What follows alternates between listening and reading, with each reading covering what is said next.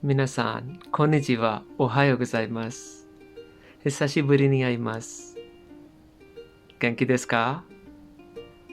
今毎日会うようにします。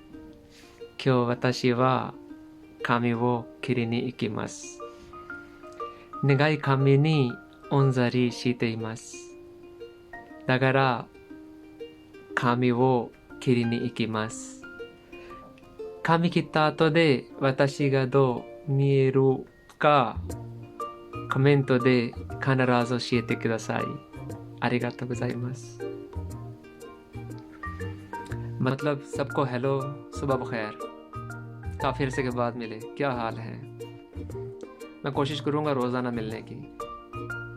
आज मैं बाल कटवाने जा रहा हूँ। लंबे बालों की वजह से मैं परेशान हूँ, इसलिए मैं बाल कटवाने जा रहा हूँ। बाल कटवाने के बाद मैं कैसा दिखता हूँ कमेंट में लाजमी बताइएगा। शुक्रिया।